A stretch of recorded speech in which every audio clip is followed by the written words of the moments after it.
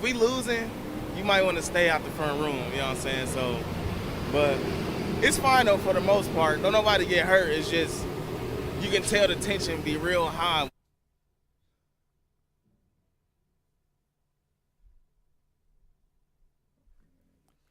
Kansas City fans are passionate and oftentimes stressed out watching the Chiefs, Royals, Sporting KC, Wildcats, Mizzou, and our beloved Kansas Jayhawks. And with the Jayhawks in the Final Four this weekend, okay, I'm nervous about that, many fans are anticipating and feeling a faster heartbeat already as the game goes closer.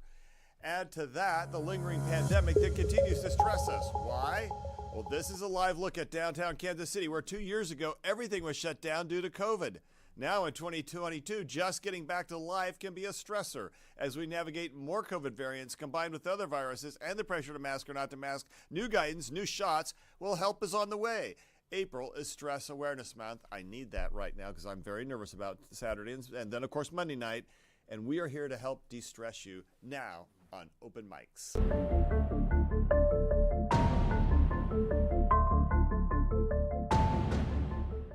Welcome to Open Mics. I'm Dr. Steve Stites, Chief Medical Officer here at the University of Kansas Health System. Delighted to be back with you on this wonderful Wednesday. What a game last Sunday, especially that second half.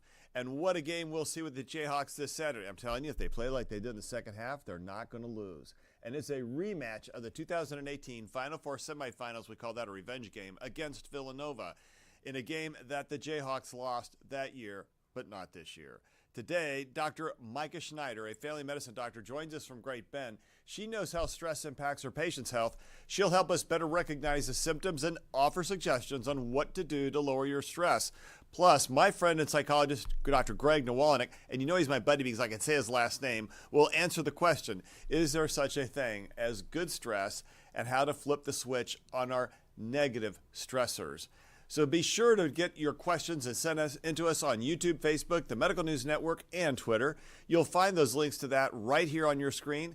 We'll get a check on the latest COVID numbers with Dr. Dana Hawkinson in just a few moments. Let me first see if there's any reporter questions out there today.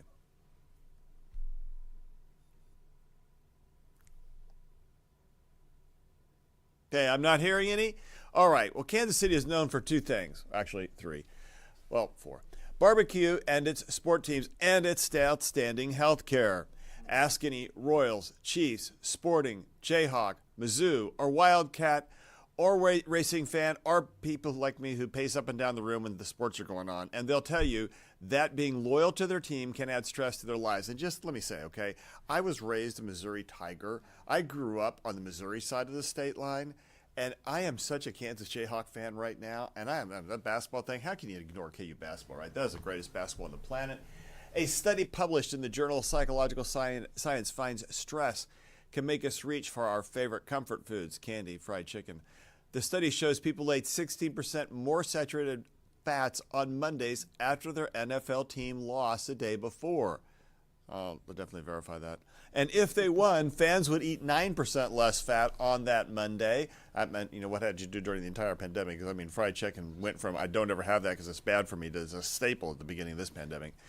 And of all this, of course, impacting the body and heart on top of the excitement and anguish over the game the day before. This week, the Jayhawks will try to win another national title as they take part in the Final Four. And next week, the Royals will hold their home opener after a 90-day plus lockout that lasted through part of spring training. And can I just say, high expectations for me for the Royals this year. I'm all about that. I'm ready to go. It's 2014 right now. We caught up with some folks as they were buying their team's gear on the plaza to see which sport is stressing them more right now and how they cope. The Royals, because I'm better as I've gotten older. When I was younger, I sort of lived and died with every game. It sort of drove my wife crazy and girlfriends before her. The Royals, because I'm kind of a fair weather fan, so the Chiefs are a little bit more fun to root for at this point. We all know how up and down they were. I loved them in 2015. In 85, I was at both World Series games.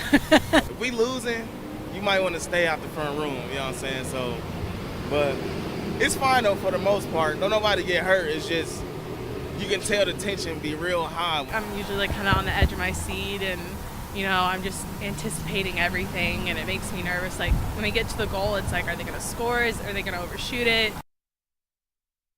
Bring in our experts, Dr. Micah Schneider and Dr. Greg Nowalnik. Let's see if they can help you, and let's see if they can help me. And by the way, I'm stressed out about free agency and the Chiefs, although I thought the Tyreek Hill thing was okay because we got 5 draft choices. We're rebuilding. We're reloading. Watch out. We still have the best offensive line in football, and we have Andy Reid, and we have that whole coaching staff, and, of course, we have Patrick Mahomes. Not that I'm stressed out about any of that. Okay, so do you stress over sports, and if yes, how do you cope? So let's talk to some of our guests. First, let's hear from Greg Nowalnik. Greg, how are you doing this morning? Welcome back to the program. I'm doing great. Thanks for having me. Really, I think you guys know about my Cleveland Browns affliction. So when it comes to sports, stress is just a routine. It's like creamer and sugar with your coffee. It's part of the deal. But yeah, we'll talk all about it and dive in and look at how to manage that, I think, today. All right. And Dr. Micah Schneider out in Great Bend. Micah, how are your patients doing with all this stress out there, whether it's pandemic or sports related, either one? And I bet there's some Kansas Jayhawk fans in Great Bend. Just a guess. Oh, Rock Chalk Jayhawk. You have one right here with me.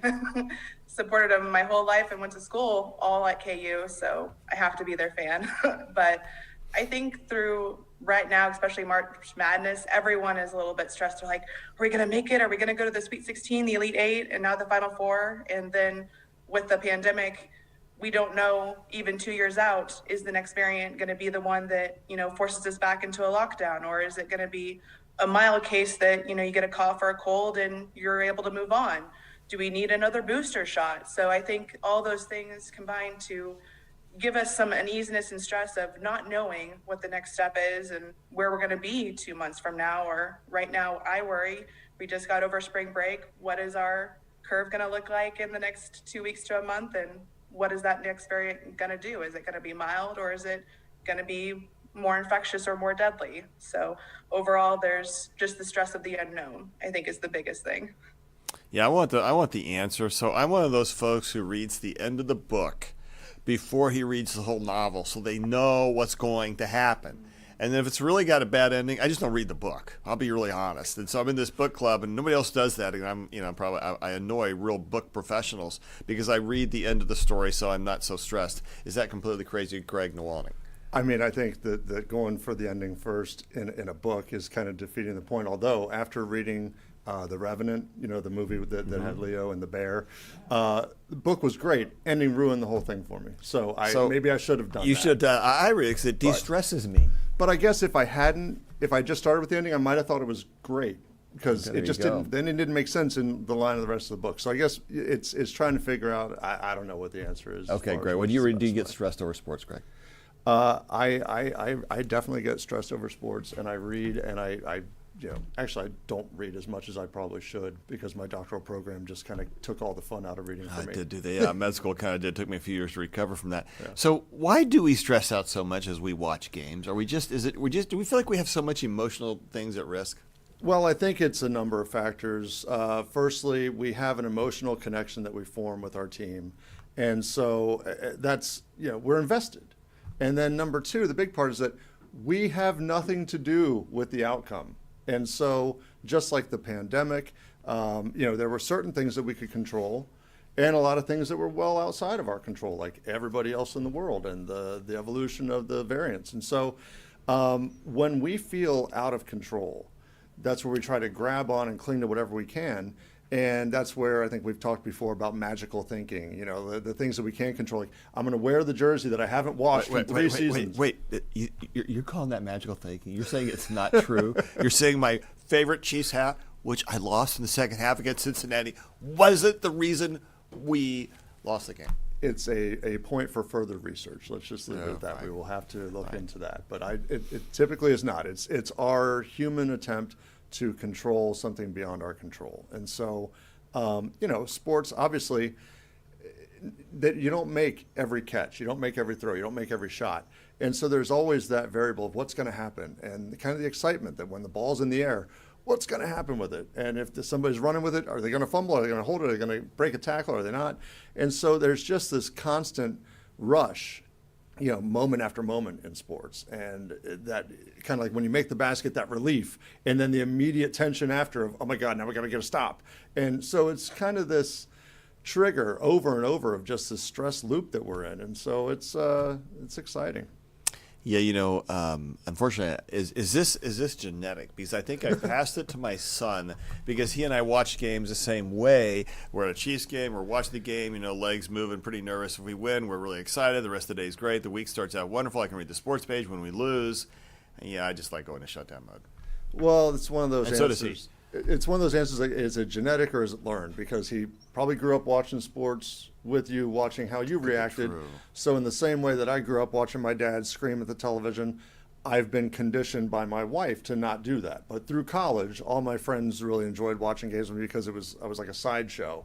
But yeah, so I think there is certainly a bit of maybe genetics in terms of arousal level and peaks and where we go in terms of intensity. But a lot of that and the emotional connection is going to be more learned, I think. Yeah, so it is funny because I've been working the same nurse for 18 years at Joyce Funk, and Joyce says to me, I don't understand why you get so stressed. I think she really gets stressed. She just tries to hide it. And she says, because just to enjoy the game, it's just a game.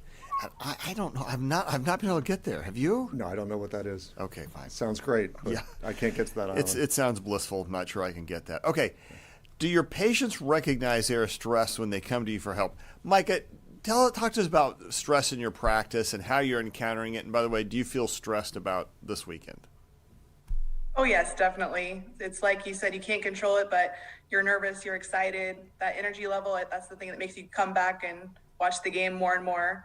But in clinic, I think sometimes patients will know that they come in stressed. They're like, I can't eat, I can't sleep, my tummy hurts, all these different things. So they may come in and say, oh, I'm stressed or I'm depressed. And some may come in and say, I don't have energy anymore. I can't do the things I used to do. What's happening to me? So sometimes they have awareness and sometimes they don't. And sometimes the symptoms can be as mild as, I have a headache, or muscles hurt, or my stomach hurts, or I can't eat, or I'm eating too much. Or it can be all the way on the far end of extreme of like conversion disorder, where one of your arms or legs goes numb, or you feel like I can't feel the side of my face. And it's all due to a stress reaction that either they know what's going on or sometimes they don't. So it can be pretty varied what you see. Yeah, I bet it is. And I know a lot of times when I get headaches or my gut hurts, I think it is stress. Mm-hmm. Yeah, I mean, there's definitely physical sensations that are associated with stress. And sometimes they're internal, you get that kind of butterfly, sick stomach feeling. But other times it's because we carry stress in our whole body. And so that's where one of the most effective techniques in helping people who are in acute stress or chronic stress even, is doing a progressive muscle relaxation where you're leading them through a practice of tensing and releasing every set of muscles from head to toe. And it's amazing. If you took a picture before when they start, their shoulders are about here.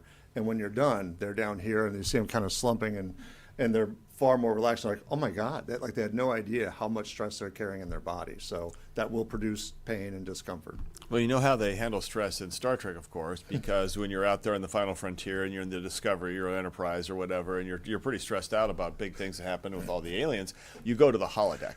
And you get to take a walk on the holodeck, you get to relax, you get to have fake battles. That sounds like the perfect thing to me. Is a holodeck part of your prescription, trying to get away? I think maybe in the next 75 years it would be, but for now I think we have to rely on the holodeck of our mind. So try to find that kind of highlight reel of your mind and your emotional state that you can go to and kind of relive these positive experiences and maybe rehearse upcoming events. Maybe that's it. My wife says to me that my holodeck is actually the gym or any place outdoors or standing in a river waving a stick. Now, Micah, talk to me a little bit. I don't know if you're a Star Trek fan, but what's your holodeck? Where do you go to get your stress out? I will do multiple different things. I love to swim, so that's a form of exercise, getting out, getting active. And then sometimes I want to just cuddle in my bed with a good book and a coffee and just relax and do nothing. So it's kind of a delicate balance between the two. Yeah, that doing nothing sometimes fun. So do you ever read the end of the book before you read the beginning so you know how it ends? I did when I was younger, but then I found that even if you don't like the ending or you just don't understand it if you don't go through the journey of reading the whole book. So it may have a different impact on you reading the whole story and learning why that ending occurred and what happened. You So guys are like book professionals here. I mean, that was wise. Yeah, it is wise. You know, it's kind of like the second. Okay, this is terrible. I had an opportunity to watch part of the Chiefs' Super Bowl victory, Super Bowl 54 this weekend, and I was still nervous during parts of the game. What does that say about me? I'm not sure what it says. Okay, so is there such a thing as good stress? Dr. Nowalnik talked to us about. Is there good stress? What's it look like? Absolutely. I think that we as a culture kind of look at stress as all negative. And just like anything else in our lives, it's about moderation. And there's such thing called eustress, which eustress is the good stress as opposed to distress. And what eustress looks like is positive life events, different transitions that are uplifting and good for us, weddings, birthdays, holidays, different things like that, which obviously can come with their own level of inherent distress as well. But the other piece of that is there's a psychological concept known as the Yerkes-Dodson curve.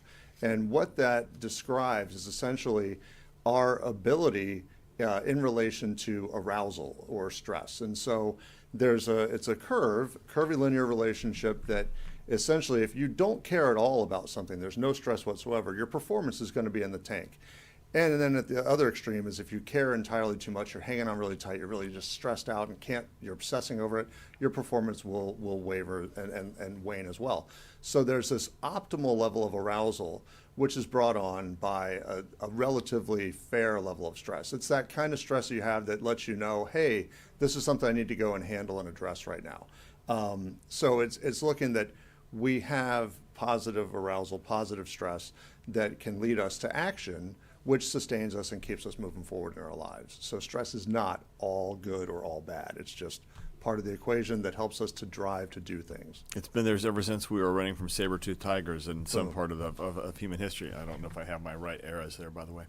No. So, Dr. Schneider, it's no surprise that the pandemic has brought a lot of stress to patients. How have you tried to help guide your patients through the stress of this pandemic? To decide what their biggest stressor is it that they haven't been able to see loved ones, or they've been isolated from others, or the stress of the unknown, or the anxiety of getting sick or loved ones getting sick, and then kind of deciding what's affecting their life the most and kind of working to alleviate the anxiety or get them set up with different ways to socialize with others, whether that be through the telecommunication like we do today, or just calling your loved ones or meeting outside windows, and then how we can mitigate the stress and like good hand washing, getting your vaccinations, and things that can help you, stay healthy and navigate the outside world now that we're 2 years into this pandemic.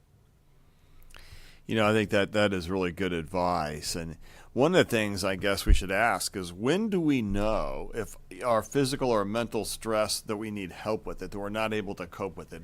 Dr. Nowalnik, what are some signs of, gosh, I really need help now. I can't do this on my own. Well, I think it largely comes to when you start to have this kind of chronic response to stress, to where you're not eating appropriately, you're not sleeping appropriately.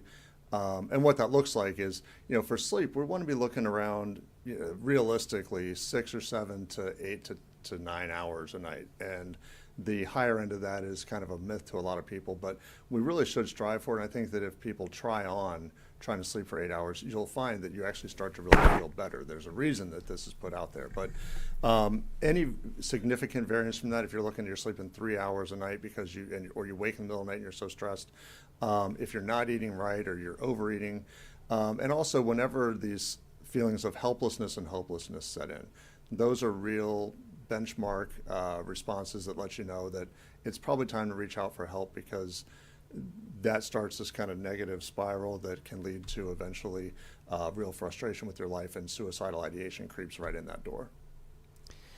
Dr. Schneider, talk to us from your standpoint. What seems to be the common feature, or what are the common features for your patients about when they say, Doc, I need help?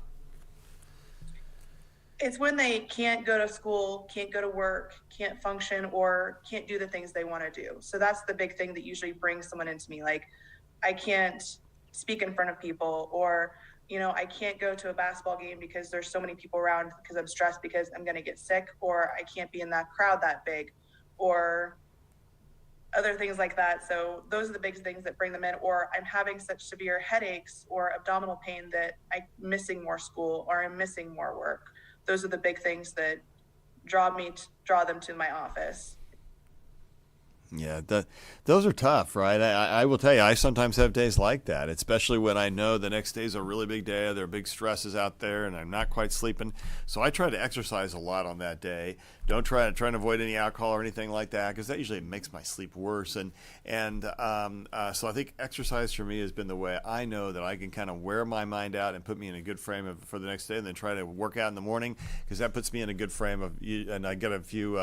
I know I'm not supposed to say endorphins anymore, but I get a little endorphin or I get a little of that post-exercise high, and I'm in a pretty good mood for a while. So, Hawkeye, let's turn to you for just a moment. First of all, I'm glad you're here. I'm glad you're not too stressed and that you're here. How's our count today, brother? Well, that's the thing. I mean, it's Stress Awareness Month. I'm always aware of my stress. It is quite high. I don't know how much of it is good, but certainly I think probably my son's is higher, just like yours, because unfortunately he's a Missouri fan. So yeah, those his are bad stress days is always, right now. always much higher. But then if you saw the Union Station, if you remember, you talked about the pandemic and everything was shut down. If you remember, just before the pandemic, though, there was a great celebration. There was a great celebration bathed in red. I love that. Yeah, absolutely. So in the hospital right now, we have 14 active infections, 0 ICU patients, though, so that's good. And of course, then because of that, 0 on the ventilator. Still 48 additional patients meeting that recovery period, so 62 total. But again, these active infections, and as we talked about right now, Steve, and you mentioned last week, some of these patients are not here for COVID specifically, not like it was during the surge when the vast majority of those people were coming in because they were asymptomatic. They were feeling ill from COVID. We know that with the circulation of the virus in the community, we still are checking everybody who comes into the hospital for SARS-CoV-2, and so that could relay some of the reason why we are still having some active infections here in the hospital. So, Huck, let's talk a little bit. A couple of big news events yesterday around COVID. One is the approval of another booster shot for those 50 and older. Yeah. And they're saying it looks like the effect can be more severe the further you get away from your third shot or your booster shot right now that we saw with Omicron. Thoughts? Yeah, again, I thought we had said, well, maybe if there's a booster, looking at some of the early Israeli data, it would probably be for 60 or 65 and above. They actually went down to 50. Again, I think the main focus of this is to prevent hospitalization, severe disease, and death. We know that during that time period after your dosing, whether that's your third dose or your fourth dose, but they even saw it with the second dose, you can block infection, but that is not the goal of this vaccine. And so the goal of this vaccine continues to be to reduce your risk for hospitalization, severe disease, and death. And what they are seeing is that with those populations, if you are getting this extra dose, your risk is reduced even further. Now, there are some people, again, the experts really aren't all on board with this. They look at the numbers and say, well, your risk of hospitalization is down 75%. But if you get this booster, that risk of hospitalization is probably down 80 plus or 90%. And it's easy for people who are not clinicians, who don't see this every day, just to look at those numbers, look at the population numbers. But when you're seeing what we have seen every day for the past 2 years, and I still remember that patient who came in early on in the pandemic before any vaccination, and she just asked me, what can you do for me now that I have this? And there was nothing I could do. She ended up dying a few days later. When you start to deal with those individual people, not population health, but individual health, and if you can do something to help reduce that person's risk of hospitalization and going to the ICU, and even if it adds 10 percentage points of that reduction, I say do it. So I think it's a good idea. Again, they are allowing now individuals to really judge their risk and everything, and the experts are not fully convinced that this is the best thing to do, but I think there is good data to support the fact that getting that extra dose, if you are certain months out from your last dose, whether that's 4 or 5 or 6 months, I think you can add to that reduction of your risk to hospitalization. And I think that's extremely important. Yeah, I think that as you've sort of pointed out, or just pointed out, if 1/3 of Americans over the age of 50 have a chronic health condition, instead of trying to figure out who gets the chronic health condition, then let's just say everybody over 50 can get that next booster. And I think that's kind of where they landed. And I'm with you. If you even look at our own data, what we know is that for those patients who were hospitalized and died, the overwhelming highest percentage was those who were unvaccinated. But next in line were those who had been vaccinated but not boosted. Right. And the people who were the safest were those who had been vaccinated and boosted. So the further you got away from that, your most recent shot, whether it was your second shot or your third shot, the more dangerous it became, especially with Omicron. And I think people are afraid that here we are on the BA2 wave now, and you probably made it through the Omicron wave.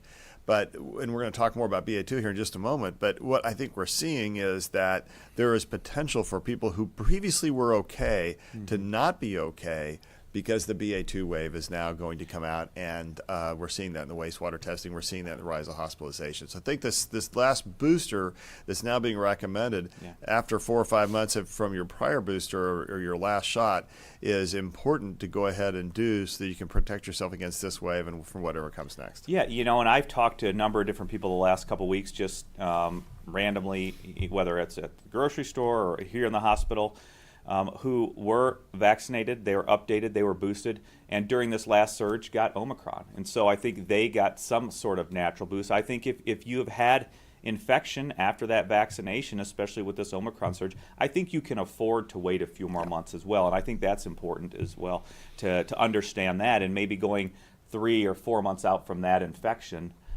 it might serve you good. Also judge your risk. Are you going to be traveling? Are you going to places? Are you going to go to big gatherings? You may want to get a boost if you haven't in the past 5 or 6 months, if you haven't had infection or you're another vaccine dose. Maybe get it 10 days or 2 weeks before that to increase your protection once you go to those higher risk situations as well. So go get a booster if you're over the age of 50, especially if you're more than 4 to 5 months, and most especially if you have a chronic health condition, or if you're over the age of 12 and you have a real immunodeficiency, cancer, transplant, etc., you can go ahead and get that next shot, and I would go ahead and do that. But for those of us who don't fall into that category, who are over the age of 50, and I barely hit that category, just barely, then that next boost is probably going to come your way. And I think that'll make sense. Okay, so now we're saying that more than is speculated, at least based on data modeling, that now the BA2 variant is the most common variant in the United States. Omicron is on the original Omicron on its way down to BA1. We got BA2. Thoughts about that? You expecting any major surge in hospitalizations? I think it's encouraging that they have said that it is, I think, 55% now or more of the isolates. I think it's encouraging that we know that it is probably the dominant isolate, but we haven't seen currently that increase in cases. And again, we are looking at cases, but I think more importantly, Steve, is that hospitalizations that we've talked about and filling up the hospitals and hospital capacity. And hopefully, with all the vaccinations that we have had, with people being up to date, with people being vaccinated and infected, with maybe this last surge of infections with Omicron, and those people that survived, hopefully we won't see a surge, certainly not as high as the last surge, but we won't see that surge in hospitalizations. And I think that's really the important thing, especially as we're moving through into the summer when people will be traveling and wanting to have a good time, being out of school, wanting to be with friends and family. Yeah, I think that's totally right. And my guess is that our BA2 variant's coming right on the heels of the Omicron. There isn't much time separation, and now I think that's partly why they're saying let's go and get that next shot. Because there's also some early evidence that the further you are from vaccination, again, as we talked about a moment ago, it's true in our data, it's true nationally as well, the more at risk you are for serious hospitalization and even death. So I do think the next shot makes sense. I think we've already got the Omicron, the BA2 variant out there. We're not seeing a big rise in hospitalization. I'm going to cross my fingers and say I hope we don't expect to. And then it's really going to be what's going to come after that and how well protected we are. And also, it's clear that we should be seeing later this spring evidence coming out about how Moderna and Pfizer pivoted their vaccine to include more activity against Omicron, whether or not that made a difference. Yeah, and that's interesting. But we've also seen in those New England journals the last couple of weeks, those articles that did show that those people who just got vaccination or vaccination and infection actually developed those neutralizing antibodies to BA2 even without seeing that virus. So I think that's important. I think we continue to go back to those, this is very simplistic, but those 3 exposures to spike, and whether that's 3 exposures to the vaccine or 2 vaccine doses and an infection, I think that all helps to, number one, help the evolution of that immune system, those B cells, those antibody, the breadth of antibodies to recognize new variants that we don't even know about yet. And so I think that's very important to show as well. Dr. Schneider, are your patients asking you about BA2?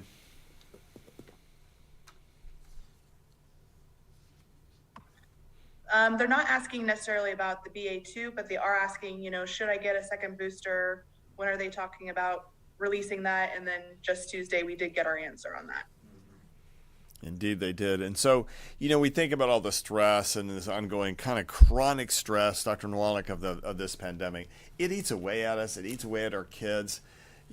Other things that we can do than what we've already talked about this morning. How do we deal with any of that? I mean, I think, you really outlined kind of some of the big highlights, which are exercise and getting outside. I think as we're moving into, the weather being as fickle as it can be in Kansas City in March, but those couple glimpses of what's to come, getting outside, getting fresh air, exercising, really connecting, and getting away from screens and really trying to connect. We're social animals, and we like to come together, and whether it's playing games, going outside for bike rides, going for walks, hikes, jogs, exercising, hitting the gym, whatever.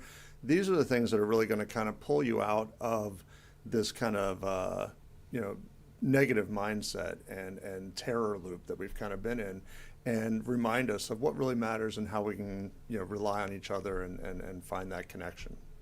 So is there anything good that comes out of the stress of being worried about sports like the Jayhawks in the Final Four? Absolutely. There's research out there that shows that having a sports affiliation, and really being a passionate sports fan is actually a preservative effect. And it goes back to, again, being the kind of social animals that we are. It forms another pack for us to kind of be in.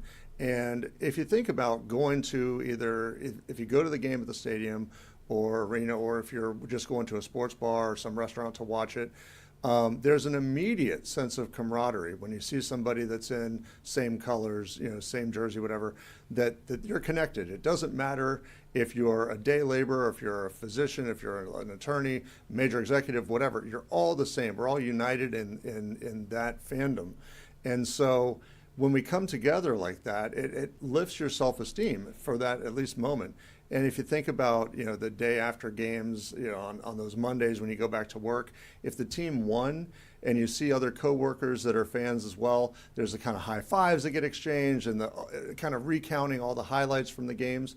These are all things that really help to distract. They make the Monday a little bit easier, because you get to distract and talk about something else before you dive back into the routine. And so these little distractions are very important. These other abilities to connect other people, very preservative, very sustaining, very helpful. We're going to turn now to Jess in Studio B, who's got community questions for us. I'm going to see, do we have a lot of things out there, Jess, this morning? We do. I have a question from Lisa over at the Star, but kind of apropos this morning, Dr. Stites and Dr. Nowalnik. I admit I was just a little bit late getting out the door this morning because in the mornings I like to watch 30 for 30 on ESPN over my coffee. And this morning it was the rise and fall of a man you may remember, Bobby Knight. And so I want to talk about, kind of as I was driving in this morning, knowing that we were going to talk about this, I want to ask about what really stuck out for me was this loyalty, this kind of unhealthy loyalty that oftentimes fans have when it comes to their sports teams, whether it be the players or the coaches, almost kind of they can do no wrong. Dr. Nowalnik, can you just kind of set up that for me, just that kind of feeling of people unable to kind of separate reality and how they would normally feel about a normal person to maybe one of their favorite sports stars? Well, I think that I wish that I could say it was only limited to sports. Mm-hmm. But any affiliation that you have, we like to try to put people up on pedestals. We like to try to see the positives of them. And the other problem is that if it's a team with whom you're affiliated, a lot of times it's hard to really criticize anything about it because as you identify with it, you're in some way, shape, or form acknowledging that maybe you gave your allegiance to something that you shouldn't have. And so that becomes almost like you made a mistake. And we don't love to acknowledge mistakes. The problem is that when we get into, larger issues like sports franchises, or even if you look at, dare we get into politics, certain decisions that we make and we see these people, we get in pretty deep and it starts to get very difficult to find the way back out. So I think it's important to remember that anybody that's involved in these situations is human. There are a number of factors at play that we might not be aware of that lead them to make the decisions they make. And in the same way that we might not blindly support them, we don't need to necessarily vilify completely and tear people down without a full understanding of the facts of the situations. But yeah, essentially with that intense identity comes a blurring of the lines sometimes of reality. Hey, So, Jess, you know Lisa- what one of my line blurs is? So I got a question. So I'm a little schizophrenic here about this, and I'm not trying to use that term lightly, but here's my challenge. So, on one side I'm a doctor, so I felt really bad that young man from Villanova tore his ankle, and he's out for the season, and he's going to have to surgery and all that. That's a bad thing. Yeah. But there's this sports side of me. I'm sorry. Can I say it? It's not bad for the Jayhawks. I know, and I should feel. I'm a terrible person for that, Craig. So I can't be glad. I can't be glad about that, right? Shouldn't be glad of that. Okay, You good. can't say Thank that. you. I don't have to feel like I'm a terrible person. Careful. I'm so glad he's here to make sure that I stay sane. Here's what it comes down to is that this is another kind of a pitfall of sports fandom, is that it can be a little dehumanizing, and that it's us versus them. And I think in football, especially when you see a major player go down for the other side, I hated. I'll admit that there was well, whatever. I'm not going to get into it, but I was at the Chiefs-Browns games. We had an injury, and it was the first game of the season, and I was like, come on. And a Chiefs fan actually turned to me and said, "Good, I'm glad he got hurt." I was like, dude, this is not what sports are supposed to be about. We should never take pride and joy in someone's injury, because what we have to realize is with professional athletes, even student athletes, this is their possible livelihood, or it is their livelihood. And so in the same way that if a physician had a brain injury and could no longer, no one would take pride or joy in that. There would be a tragedy. And so similarly, this is the potential ending with some of these injuries of their line of income. And with professional athletes, there's a limited window of time in which they can actually produce. And that's why some of these, they look at the salary and say, oh, they make so much. It's like, well, they do for a very limited time of their whole life. And so, the temptation's there, but we have to try to retain our humanity and recognize that this is someone's son, daughter, whatever, and we should really have a little humility around it and empathy. Stites, I can't believe it. The fans are certainly more invested in that up and down of the win and loss than the players are themselves, for various reasons. I think it's different in college and professional sports as well, but just like you said, maybe dehumanizing. Yeah, no, and so I'm joking about myself. Obviously, I Right. never want anybody to get hurt, but you see it out there, and you get mad when another fans say that to you about it. I mean, when Mahomes hurt his knee, and people were like, "Oh yeah," like, no, they see that's a bad thing. Okay, And what I would say to that is karma. yeah, karma. Instant karma's going to get you. It comes back to that great English philosopher John Lennon. Instant karma's going to get you. All right, I Jess, don't like seeing grown men cry. So I always get sad when they show the picture of the guys on the sidelines, with their heads hung low and they're sad and crying. So I know. Ben Roethlisberger was an exception. Not all of them. Sometimes I do like to watch them cry. So Dr. Stites, so Lisa at the Star, going back to this anger situation, kind of on the other side of this, but Dr. Nowalnik, also just touch on what signs have you moved over into kind of an unhealthy feeling, and I'm not talking about the signs that we see when we talk about people and fans out at other stadiums, like putting each other in comas and angry and drinking. But when you start to then the pendulum starts to swing in that way. How do we know? What kind of signs should we be looking for that you kind of have an unhealthy relationship with sports? When that is your everything, when you don't have any other outlets for expression and for enjoyment and for connection, and all you talk about, all you eat, sleep, drink, enjoy are sports. I think that, like everything else, including stress, all things in moderation. If you're obsessive and going too far over, and if the team loses and your spouse is hiding somewhere out of fear. I know that guy kind of made a joke earlier in the piece about, stay out of the front room, and nobody gets hurt. Like, I know in most homes, nobody does get hurt, but in some homes, people do get hurt. And we have to be aware that the amount of emotional response to this, and when I talk about that kind of leveling the playing field of whether it be socioeconomic status or just self-esteem, that if this is all you have, when things go poorly for the team, it's a real detriment, it's a real blow to yourself, it's a real blow to your forged identity in this world. And so we want to kind of be wary that if it's all you've got, and that's the one thing that sustains you, and you're turning abusive, substance, excessive, that's a warning sign that you've crossed too far, and it's time to come back and try to find something else to work on and sustain you. Dr. Schneider, when your patients, when you hear that type of a situation with one of your patients, what do you advise them to do? If they're in abusive situations? Yeah, or just kind of when they know they're at that tipping point. So just kind of, as with anything, back away from the situation if you can. Take a few deep breaths. Think about what is going on. Do you need to exit the situation? Do you need to call for help? Is there someone else you can talk to or place you can get help? So I think a doctor's office is a good place to come. And, we look for signs and we ask people, do you feel safe at home? And you kind of look for signs of abuse or kinds of concern and, give them options to be like, hey, is everything okay? Something's concerning me. Is there something that you want to talk about? Or is there something you want to say or address or you're concerned about? So that's what I usually look for, especially for kids, especially for females. If they're coming in and something just seems off, you just delve a little bit deeper into what's going on at home or school and just look for those signs and say, hey, here's some things that we can do for you, or here, some options. Have you thought about this? So. Jess? Okay, so I can completely relate with Joellen on this one, because Sunday morning when I knew it was Oscar night, and I know that turned into somewhat of a sporting event of its own, but I kept thinking, the first thing I thought of when I woke up was, what am I going to eat tonight?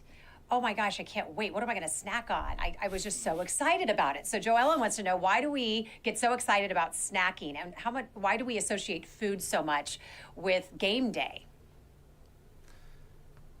I think really it's just it's our culture that we do, as many cultures in the world, come together over food. And so, when I moved to the Midwest from Los Angeles, the exposure to the wide range of delicious, special family passed down treats and treasures, whether they be savory, sweet, whatever it is, I was like, wow. So I too now very much look forward to game events. But, it again, I can't say it enough. It's moderation. We can be excited. We can snack. If you're making 7 snacks and it's just you and your spouse, maybe not the best choice. Let's try to limit, come back, 1 or 2, and just, because the thing is, if we overindulge, it's going to make that night at bedtime uncomfortable. It's going to make the next morning maybe a little self-loathing, and we can avoid that. Let's just try to make it the positive that it is, come together over these events, and enjoy it responsibly. Oh, Jess, we can't hear you. Yeah. Guys, can you unmute me? Now we can. Do you unmute me? Okay. So question is so realistically, Lisa wants to know, how do we convince ourselves that it's just a game? All right. Dr. Schneider, what do you think? Is it ever just a game? Oh, you got to mute. I'm not muted. You're good now. Hello? We hear you. So I think you just have to tell yourself, win or lose, what is that going to change in your life? You get excited, you get stressed and angry, but at the end of the day, does it matter tomorrow? Is it going to change the trajectory of your life? And if no, enjoy it for that moment, but then say, okay, we need to move on. Thoughts? Yeah, I mean, that's it. It is a game. And fortunately, or unfortunately for some of the, armchair quarterbacks, you're not playing in the game. It didn't change the outcome, didn't change your income any. It doesn't change your spouse, your children, your job. It doesn't change anything at the end of the day when the game ends. And so see sports for what they are, which are welcome distractions, kind of like the roller coaster ride that we have, that you get on, you dive in, enjoy it, experience it, and then get off. And so, after the game, like Dr. Snyder said, if it went poorly, take a walk, get that nervous and angry energy out by yourself outside. The walking is good because it allows you just kind of get away from everything else and just clear your mind and take a look at what's around and realize and put things in perspective. Hawkeye, can you do that when it comes to the Chiefs, Royals, Sporting? Yeah, I Hawkeyes, mean, it is or hard Jayhawks? with the Jayhawks. I do. But the other things, I've kind of been able to do that. And certainly it's been harder with the Chiefs with the recent Super Bowl and playoffs losses. But it gets easier as you get older, and I try to focus on other things as well. Here's what I know. A win will just gives you a wind in your sail for a few days, even a big win. And those losses, you know what, the sun's still coming up tomorrow. Yeah. It's going to be okay. You feel the disappointment, and I think that's probably okay to feel disappointment. It means you're kind of engaged, you're there in life, but the disappointment should be temporary. If you start carrying it over to things like maybe I don't do the right thing with my kids or my wife, or I'm angry, then you probably need to try and put that back into perspective again a little bit, because that means you're probably struggling around it. Jess? All right, I'm going to ask one more question, and then Yes, ma'am. for those asking COVID questions, I'm going to throw those to Dr. Hawkinson tomorrow, so stay tuned for those. But Isaac has a good question. He says, even when I go back and watch old footage or old games that have already aired, I already know the ending, I already know what's going to happen, why do I feel that stress and fluster, that feeling, that heart rush? Why do I still feel that, even though I know what's going to happen? I mean, Dr. Stites just spoke about that earlier. It's because it is still exciting. You go back, you kind of re-experience it. And not similar, but in the same way that a trauma, when you remember a trauma, you kind of physically get that sensation again. So it's the same thing, that when we look at these stressful situations, our brain doesn't realize that we were just watching a game. It saw it in terms of the emotional connection we had and the cocktail of neurochemicals that we had in response of the lifts and falls of the game. And so when we see it again, we kind of re-experience it. And so there's nothing pathological about it. It's just enjoy it again. And this time, instead of having that kind of sick feeling in the pit of your stomach, you can have a little bit of peace and ease at the end, and even fast forward through the parts that are really uncomfortable, and then treat yourself to the victory. Yeah, it's kind of fun. All right, let's get some final thoughts from our guests. Dr. Schneider, we'll start with you. So overall, I think just knowing that stress is a part of our lives and finding good ways to deal with our stress, whether that be walking or exercise or doing the things that you enjoy. I think we have to learn to live with the stress, because stress never fully goes away, and stress will change whether you're a young child, whether you're in college, or whether you're adult in work. So finding ways to combat that early and learning from that will help you much later on in life. So darn true. Exactly right. Dr. Nawali. All right, so number one, deep breath in, hold it for a 4 or 5 count, slowly exhale. That should be your mantra every single time that you have that pit in your stomach of stress. I'm late, I'm whatever.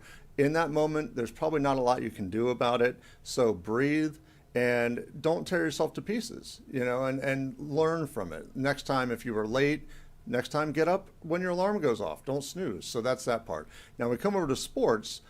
I think that we've all had a real opportunity for personal growth and learning and a lesson in terms of we went through these 2 years where we saw sports in ways that we never did before, which is that we didn't see them. And so I think seeing arenas packed with people, cheering on and getting the full experience of the excitement of the tournament, living in Kansas City, where right now, we're kings of the castle in the sports world. I mean, we've got the Jayhawks, sorry Mizzou fans and K-State fans, but we've got Rock Chalk, we've got the Chiefs rebuilding, retooling, coming back again, perennial contenders. I mean, to host the AFC Championship 4 years in a row, come on. And then we got the Royals retooling, coming back again, Sporting. I mean, and then the women's team. We've got so many things to be grateful for and to appreciate here. And so I think that the emphasis on the all or nothing of win and loss, I hope that we learn some lessons about the importance of competition and being able to enjoy and come together and really take these experiences for what they are. So try to take that lesson, appreciate what we have, and just enjoy and rock chalk. Doug Hawk? Yeah, I don't ever go back and watch old games and fast forward through the anxious parts. And this probably isn't as goofy as Star Trek, but I know I certainly get that anxiety every time I watch Avengers Endgame and Captain America gets beat up and then gets back up again, and then all the Avengers come out. So it's, I can feel that. It's not necessarily the replay of the game. But I would like to wish a happy birthday to my daughter and my late grandmother who died last year, who would have been 99. So happy birthday to you. And I have this for you. This is from my parents. Your parents are way too nice. It is for Happy Doctor's Day. So the scissors emblematic. What I'm well, supposed to that do. will help. Yeah, that will help open it up. Okay, so. well, I'm going to take a quick look. You don't have to read the note, but you can open up the gift. All right. They're so nice. I know. And you're sure you're their son? Yeah. I know. love you, man. Well, you know let's see what you got, because that. I don't know. Well, we'll see. But they got me that Fauci thing that is in my office, and I still bring it down here occasionally because it's the best. And now I feel bad as I got to get something for Hawkeye. Oh, there's a lot. Look at this. Thank you. I got a note as well. Excellent. Oh, frontline hero saving lives every day. Thank nice. you very much. That is to Wow. Mr. and Mrs. Hawkinson. Thank you very, very much. Your son does great work. I love this. Yeah. It is a great gift. I And it's got kind of the Chiefs Super Bowl worth colors. I got $5 worth of Arch cards. I like that better. That's a little bit more. So I don't know. They might like you better than me. Colors, the Chiefs. I doubt that one, brother. Well, here's what I Thank you. know to be thankful for, because I think part of handling stress is to know what to be thankful for. And I'm thankful for that. I'm thankful for friendship. I'm thankful for my colleagues. I'm thankful for the team here in the studio. And remember this. Stress is a great thing because it can drive your performance. But too much stress, and you can see it happen when the professional athlete gets too stressed about the game, what happens to their performance? It goes down. So we got to make sure we keep finding ways to do it. And as I've gotten older, and you can tell my cool beard, as I've gotten older, I've tried to find ways to handle that stress. But I had a real issue with stress, especially when I was younger. In athletic performance, it would kill me at track meets. And so as you get older, you get a little wiser, but you still need help with stress. Don't be afraid to admit you need a little help. Don't be afraid to go get that help. Don't be afraid to take care of yourself. Just like a great athlete, you have to be at your best every day, and you can do that if you can manage your stress. Jess. Well, first of all, yes, happy Doctor's Day to you and the other 3 doctors on our panel today. So much appreciation and lots of love on the feed today. I can't read all of the comments, but I do want to give a shout out to our viewers who we, of course, appreciate. Alice, Betty, Deb, Kathy, Robert, Lisa, Sandy. They all said so many wonderful, beautiful words. And so I just want to let them know that we will pass those along to all of you. So thank you for writing those in. We've gotten hundreds of emails thanking our doctors, along with some videos as well. And for one doctor here at the health system, her mom has a special message to share with you this morning. Happy Doctor's Day to my daughter, Dr. Rachel D. Teresi, OBGYN, and to all the wonderful doctors at KU Medical Center. Thank you so much for all the work that you do. Have a great day. Thank you, Mom. Okay, and here's one for Dr. Ronnie Rotondo. It says, I have so much enjoyed working with Dr. Rotondo on the development of the Proton Center and admire his work to develop the pediatric oncology program. It has been a truly great experience, and I'm so thankful that you are a part of the University of Kansas Cancer Center. Dr. John Ashcraft, he was on earlier this week. Thank you for allowing me to always be able to work with you. I'm glad that I can make your workflow easy and able to help.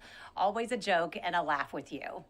Dr. Stephen Lauer, also a frequent guest of ours. Dr. Lauer is for the Metro, but don't see that as an option. He has been instrumental in our development for Legal Medical Record Committee over the past several years. I greatly appreciate the value he brings to ensuring standards are being followed and new items aligning to those standards. His leadership is priceless. Dr. Joe McGurk, thank you, Dr. McGurk. You lead our division by keeping our patients at the center of what you do. We see you and we appreciate you. Thank you for everyone sending in their comments. And yes, happy Doctor's Day to all of you. And if you are looking for a new career, we are going to put up a QR code right here on your screen. It is linking you to a huge in-person job fair for the University of Kansas Health System. It is today from 2 until 6 at the Marriott Hotel on the Country Club Plaza. There are hundreds of jobs available as we continue to grow here at the health system. Thank you so much for being with us today. Don't forget you can catch our shows anytime by logging on to Facebook and our YouTube channel. Coming up tomorrow, they are heroes on the battlefield. Doctors on the front lines making sure those who are injured serving their country get the care they need. One doctor is doing just that as the fighting intensifies in Ukraine. Now how he is helping those battling severe hand injuries. We'll tell you more about that tomorrow at 8. Here's Alexis. I'm Alexis Del Cid on the next All Things Heart. I kept telling him, you need to go see your doctor. There's no reason not to go see a doctor. The unique way doctors kept this father of three's heart pumping Thursday at 10 a.m. Subscribe to our morning medical update and open mics with Dr. Stites podcasts. Now, everywhere podcasts are available.